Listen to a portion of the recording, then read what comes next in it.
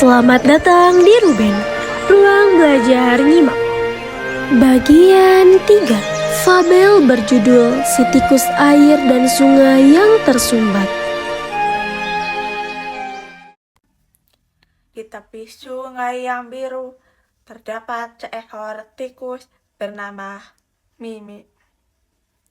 Mimi selalu berenang setiap harinya untuk mengumpulkan rumput air.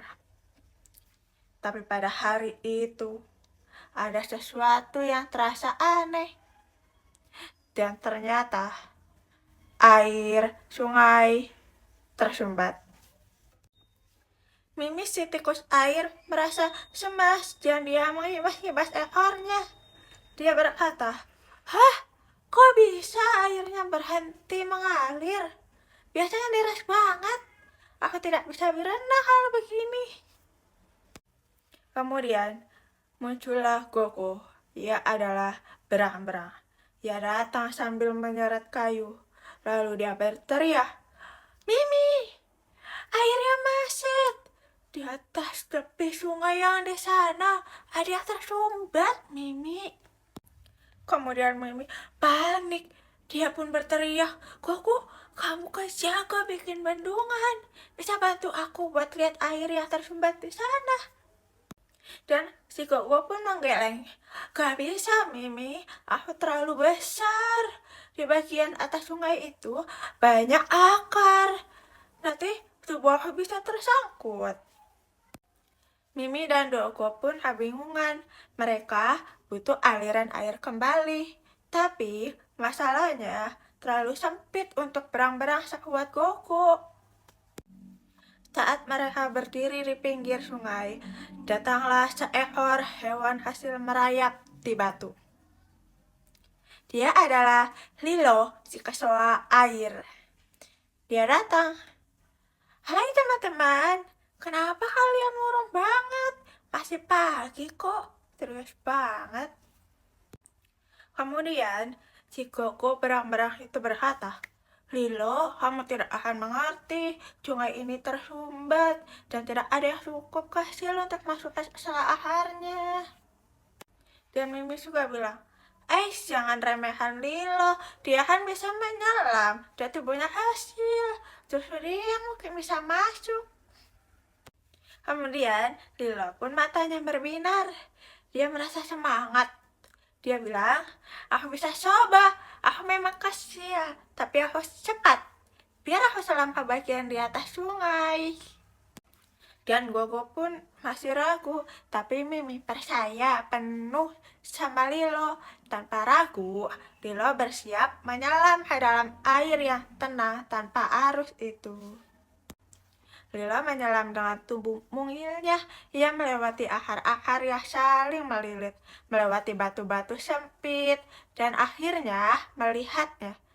Ternyata ada tumpukan daun besar yang menutup jalur air. Dan Lilo, dia di dalam air sambil berjuang. Dia berkata, "Aku harus mendorong ini sedikit lagi." Dengan kekuatan hasilnya, Lilo menggigit, mendorong, dan menggeser daun demi daun. Sehingga, wush, air kembali mengalir deras. Dan Mimi bilang kepada Gogo, "Gogo, airnya bergerak lagi." Terus Gogo pun menangkap Lilo. "Lilo, ayo cepat naik sebelum terbawa arus." Lilo pun muncul ke permukaan, meski terombang-ambing, tapi ia selamat dan tersenyum bangga. Dan Gogo si barang-barang pun kagum. "Lilo, kamu luar biasa. Maaf aku meremehkanmu tadi." Mimi mengangguk setuju. "Benar, sungai ini mengalir lagi. Berkat kamu, kecil tapi sangat berarti." Lilo pun tersipu, malu, tapi ya bangga. "Aku cuma ingin membantu teman-temanku. Kalau kita kerja sama, gak ada masalah yang terlalu besar." arus Sungai Biru kembali normal. Mimi bisa berenang lagi, Gogo bisa melanjutkan pekerjaannya, dan Lilo menjadi pahlawan hasil yang dihargai semua hewan di tepi sungai. Setelah menyimak tadi, yuk sekarang kita isi soal-soal berikut ini untuk menunjukkan kemampuan menyimak kalian.